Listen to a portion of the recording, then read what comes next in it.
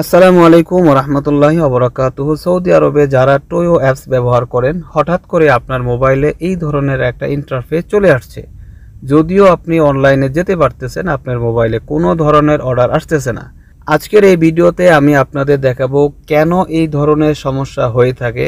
এই ক্ষেত্রে কোম্পানি আপনাদেরকে কি করতে বলতেছে এবং আপনি কি করবেন, কি পরিবর্তন করলে বা আপডেট করলে আপনার আইডিটা আবার আগের মতো সচল হয়ে যাবে। প্রিয় ভাইরা, প্রথমেই আপনাকে জানতে হবে কোম্পানি আপনাকে কি আপডেট করতে বলতেছে। এই জন্য প্রথমেই আপনি মেসেজটা চেক করবেন।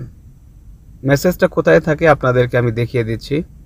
প্রথমত টোয়ো কোম্পানি থেকে সরাসরি আপনার মোবাইল নাম্বারে একটা মেসেজ আসবে, সেখানে আপডেট করার জন্য একটা লিঙ্ক থাকবে। ওই লিঙ্কে প্রবেশ করেও আপনি আপনার আইডিটা আপডেট করে নিতে পারেন। আমি আমার মোবাইলের ইন্টারফেস উপর দিক থেকে নিচের দিকে টানতেই সেই লিঙ্কটা আমার সামনে আসছে। এখানে ক্লিক করলেই আপনি সরাসরি আপডেট করার অপশনে চলে যেতে পারেন।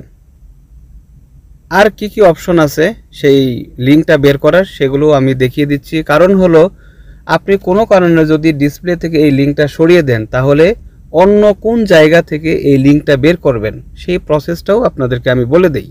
আপডেট করার লিঙ্কটি আরেকটা অপশন থেকে আপনি বের করতে পারবেন। সেটা বের করার জন্য উপরে হাতের ডান পাশের কর্নারে একটা অপশন আছে, আমি মার্ক করে দিতেছি, এখানে ক্লিক করবেন। এখানে লেখা আছে সাপোর্ট, এখানে ক্লিক করবেন। এরপর সিরিয়ালের দ্বিতীয় নাম্বারে লেখা আছে আর্ন মোর, এখানে ক্লিক করবেন। এরপর আপনাদের সামনে আপডেট করার লিঙ্কটি চলে আসবে। আরেকটা অপশন হলো, আপনি যদি মেসেজে বা এইখানে যদি লিঙ্কটা না পান, তাহলে সাপোর্টে গিয়ে আপনি এই লেখাটা লিখবেন। তাহলে টোয়ো কোম্পানি আপনাকে আপডেট করার জন্য লিঙ্ক পাঠাবে, যেটা দিয়ে আপনি আপডেট করতে পারবেন।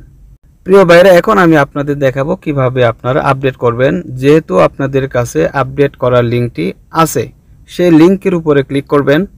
লিঙ্কে ক্লিক করার পর আপনাদের সামনে এই ধরনের একটা ইন্টারফেস আসবে। এখানে পুরো ডিটেলটা আপনার আছে।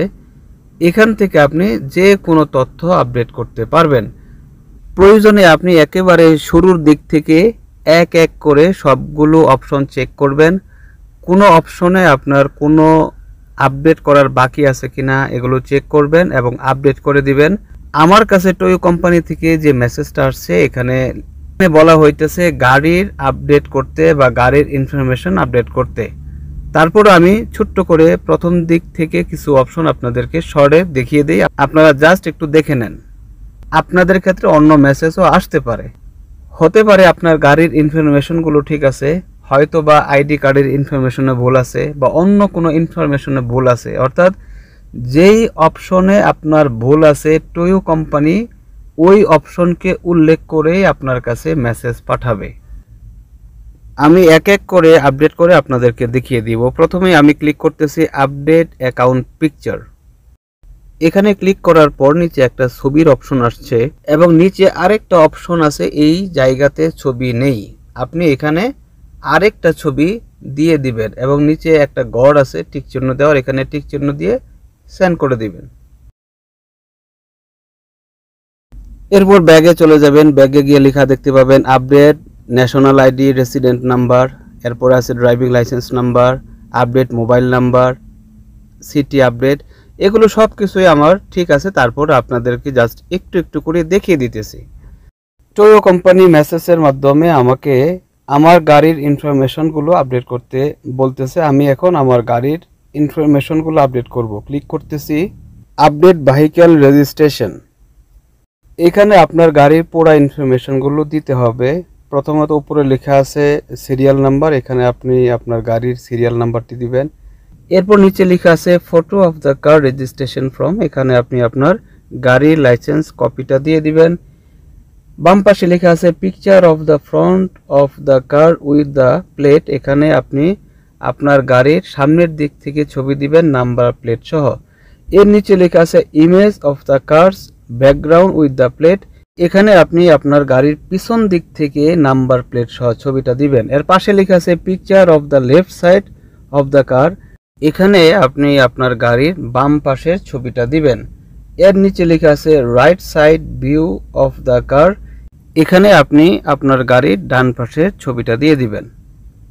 সবগুলো ঘর পূরণ হয়ে গেলে নিচে একটা ছোট্ট ঘর আছে, সেই ঘরে টিক চিহ্ন দিবেন, তার নিচে সেন্ড লেখা আছে, এখানে ক্লিক করে দিবেন। এরপর নিচে লেখা আছে update your car insurance expiration date. যেহেতু গাড়ির সাথে ইন্স্যুরেন্সের সম্পর্ক আছে, তাই আমি ইন্স্যুরেন্সেরটাও আপডেট করে নিতেছি। ক্লিক করতেছি update your car insurance expiration date. Car insurance expiration date, নিচে একটা খালি ঘর আছে, এখানে আপনি আপনার গাড়ির ইন্স্যুরেন্স এর তারিখটা লিখে দিবেন। আপনার গাড়ির ইন্স্যুরেন্সের যদি কোনো কপি না থাকে তাহলে আপনি আপনার অ্যাপসের থেকে আপনার ইন্স্যুরেন্সের তারিখটা বের করে নেবেন এবং নিচে ইন্স্যুরেন্সের ছবি দেওয়ার অপশন আছে, এখানে আপনি আপনার ইন্স্যুরেন্সের ছবিটাও দিয়ে দিবেন। এই অবস্থায় একই কথা, যদি আপনার কাছে কোনো ফটোকপি না থাকে তাহলে অ্যাপ শেয়ারে গিয়ে স্ক্রিনশট নিয়ে স্ক্রিনশটটা এখানে দিয়ে দিবেন এবং নিচে একটা ছোট্ট ঘর আছে, এই ঘরে একটা টিক চিহ্ন দিবেন, তার নিচে সেন্ড লেখা আছে, এখানে ক্লিক করে দিবেন। আমার গাড়ি এবং ইন্স্যুরেন্স আপডেট করা হয়ে গেছে। আমি ব্যাগে চলে যাচ্ছি এবং এখানে আপনারা আরেকবার দেখেন সবগুলো অপশন আছে। আপনি যদি মনে করেন সবগুলো আপনি এক এক করে চেক করবেন, চেক করে নেবেন। যদি কোনো জায়গায় অপশন দেখেন খালি আছে, এগুলো ফিল আপ করে দিবেন।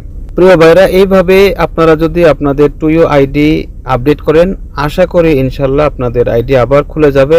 আমি নিজে আমার আইডি এইভাবেই খুলেছি। ভিডিওটি এই পর্যন্ত। আল্লাহ সবাইকে ভালো এবং সুস্থ রাখুন। আসসালামু আলাইকুম ওয়া রাহমাতুল্লাহি ওয়া বারাকাতুহু।